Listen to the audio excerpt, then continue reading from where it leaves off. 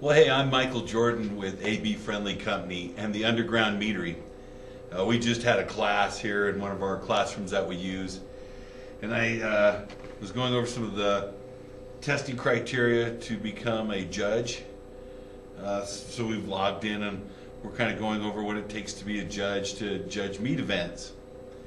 And I had a really great question, so I went ahead and wrote down some notes and stuff that I want to talk to you about real quick.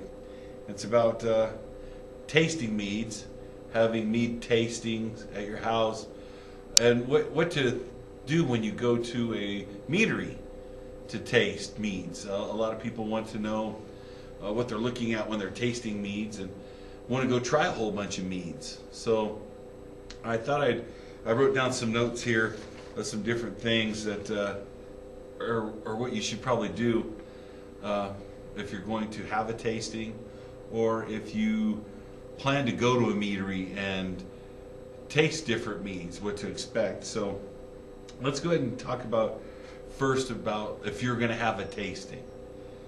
I have classes where I teach mead making, where you can do it at home, and we try to show the many different levels of tasting mead. That when we're brewing mead, I take you from the very simplest level to some pretty advanced stuff in an 8-hour time period. But while we're there, we're going to sample different meads. So I think there's a couple good things that you should do. Is you should set up the expectation of what mead is. You should describe it. You should tell them that it is a wine, that it's not a liqueur, that it's not a beer, but the wine is made from honey. So it will have many effects from the honey. Not necessarily like grapes. It's not going to be a grape wine. It's mead. And you should probably tell them a little bit about the history of it, even throw in how you started making it, if you're a beekeeper, and get people's expectations. Have them grow to want to really taste something that's really different, really out there. So really set up the history, the expectations for what you're going to do in a tasting. And then when you go to tell people what they're drinking, really describe what it is. Have them smell the aromas, have them look for the clarities, see if they can see, if you like to leave some of the adjuncts floating, see if they can see it. Sometimes we even serve some of our meads with a slice of peach in it, or we dip the glass in powdered honey to go with it, so you can have a sweet taste to broaden some of the taste when we do the mead. So explain to them what they're drinking, how it was made, the alcohol levels, where you got the grapes and stuff at. That I think that's important. Where you got your fruits from that you're adding from. Did you grow your own spices? For every mead, it's going to have its own story of where you got it. It's like our apple braggot. We call it Friar Tuck's apple braggot because it's one that we have found back in ancient history, all the way back to Europe. So Nottingham and stuff like that. Friar Tuck's pretty big in mead making, so it's one of what we incline that it's, that apples were big in Europe and honey was awesome, and Friar Tuck gets everybody in the medieval mindset. So really describe the mead that you're using. Display your meads. I think that if you're going to sample, don't just sample one. Have about 5. Have up to 20. No more, because then people are getting drunk and they won't remember the taste and stuff like that. So I think 5 to 12 meads is really good. No more than 20. The object's to have a broad variety of different flavors, going from traditional honey meads of historical to capsules, where you're going to be doing. We do a habanero passion fruit. You do vegetables. Show them the lemon cucumber, where it has the zest from the cucumber, very refreshing. So have a variety when they come, and set it up nice. Set up a nice table, a tablecloth. Set the meads out that they're gonna look, so they can look at them. Pour them into nice clear glasses. Have white pieces of paper, so when they can hold it up, they can look at the colors and stuff. Open the meads and let them smell them and get a horizon. Do a really nice, good display. Have something that cleans the palate. One good thing is pickled ginger cleans the palate. Hershey Kisses cleans the palate. Something that is going to derive and move it away from basically what you're using. If you're doing sweet meads, don't use chocolates. Use with the ginger. If you're doing more dry meads that aren't as sweet, and you like a dry mead, try to cleanse the palate with a cracker or something that's going to really take the taste out of the palate, change the flavor before you introduce one. But setting up something for them to taste that is inspiring to go with your story and to go with the looks of the mead is very important when you're doing a tasting. Remember, there's no secrets, right? Unless you have like we have a hundreds of year old recipe. I can give you the Domatics that it's made from pollen instead of yeast, that it takes 365 days for a start of initial fermentation, without going into really in-depth detail. But you're using habanero chilies. We're mixing pineapple and passion fruit down. We're juicing it and mixing it with a couple habaneros to make a paste.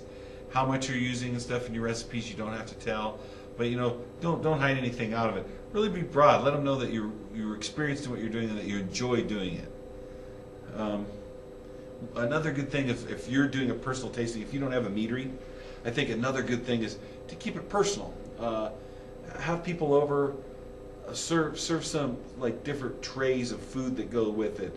At the end, have people taste some meads, have them clean their palate, have them sit down and have 2 or 3 dishes that go with your mead, so they can sit down and enjoy a meal. You don't want them to leave too intoxicated, but you want them to enjoy what would be served with mead. We do mushrooms with quail and Parmesan cheese and paprika that goes good with a lot of our meads. It's a good little finger food, fills the stomach, allows them to enjoy the meads a lot more and not pushing them out quickly. And so I think those are some good things if you're doing a tasting to have and to going is presentation, have the storyline, have a good clean glass that's clear, have some finger foods to go with it, have something to cleanse the palate, and make it kind of personal and small, and do some stuff with it.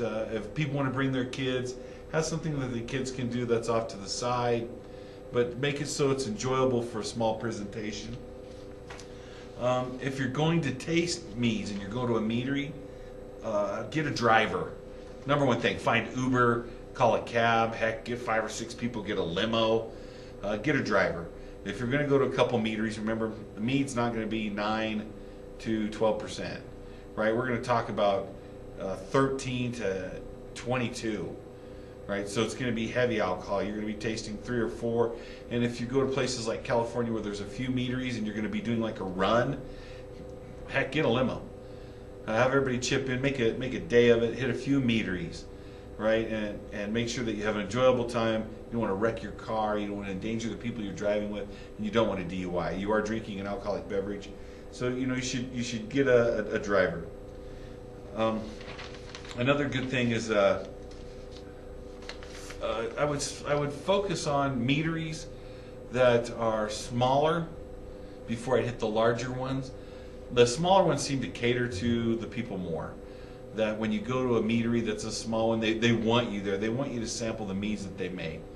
Larger meaderies are already got contracts with restaurants, upper villas, bars, and other things that they'll be distributing their meads to already.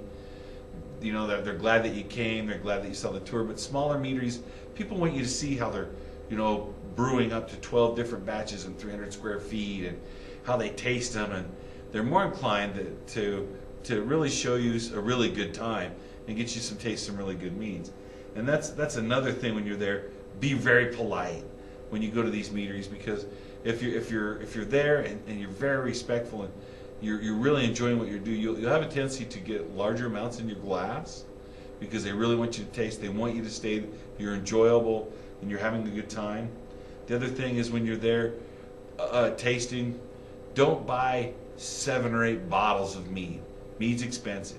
And if you're hitting 2 or 3 meaderies, like doing a tour, like when we go to Colorado, we do a tour to a couple different places, and maybe even some breweries, because Colorado has Coors, Budweiser, Odell's, and then it also has Briggenhauser, right? I mean, it goes from like the largest distributor of beer to the largest American distributor beer to the largest environmental company of beer, and then we hit Lucky Meadery, we hit Hunter's Moon Meadery, we hit Red Stone Meadery.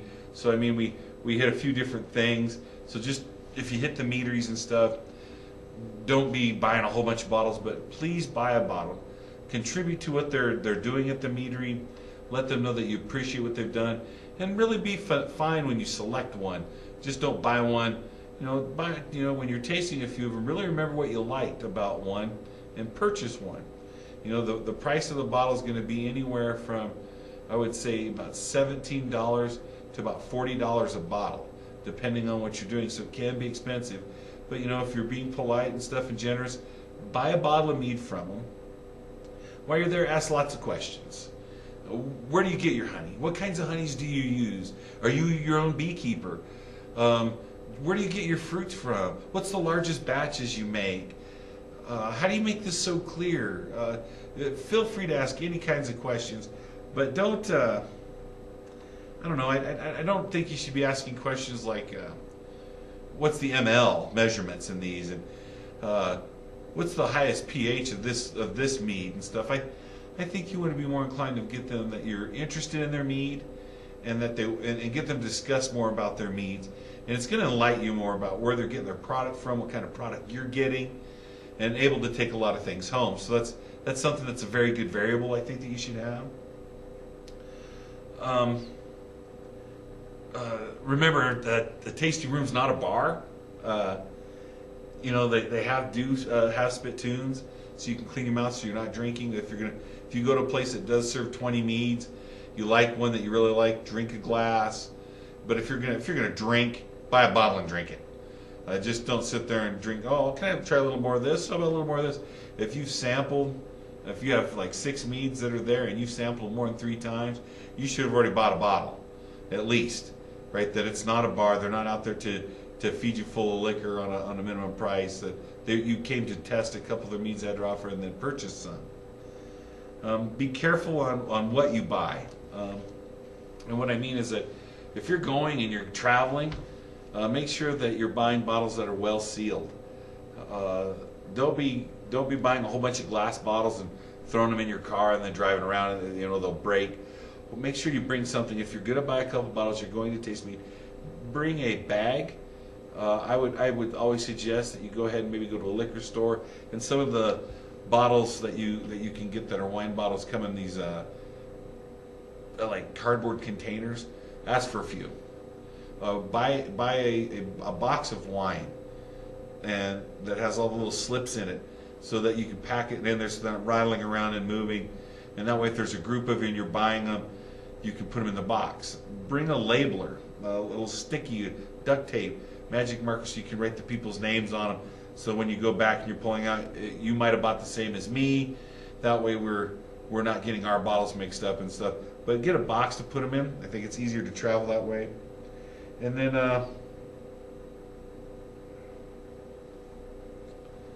let's see.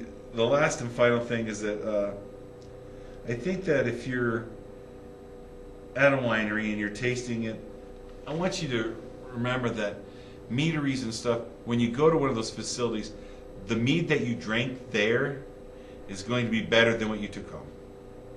And I'm going to say that due to the fact that when you get there, there's a little bit of excitement. There's a lot of smells. He's popping open a whole bunch of different kinds. You're with some friends. There's a little more excitement. I don't want you to be disappointed when you get back. Well, this wasn't what I bought. It is what you bought. But sometimes the smells and the excitement that you receive from being there make the meads taste a lot better. Especially when you're joking and the guy's really describing in depth using vanilla bean and how he's mixing it down with some oolong tea and stuff. It gets very exciting. So I don't want you to think that you got a bad product when you got your mead and you took it home. Because when you go to some of these places and you're getting it, and sometimes they carbonate it and you're drinking it from carbonation drips, and you get home and it's a little bit different. I don't want you to be output by it. But these were just some things that we kind of went over at our meeting today when I was teaching about judging different types of mead. that I think people, if you want to have a tasting, you can always, if you're in Cheyenne, Wyoming, and you want to have like a mead party at your house, I can help set it up that we can brew a couple meads in front of you where you get to keep them. We can bring some meads for people to test and go, and you can have a mead tasting course where I don't know, for like $30 a person, have 20 people come over, serve them a little bit of a meal, have them taste some meads, and enjoy what we do with making meads.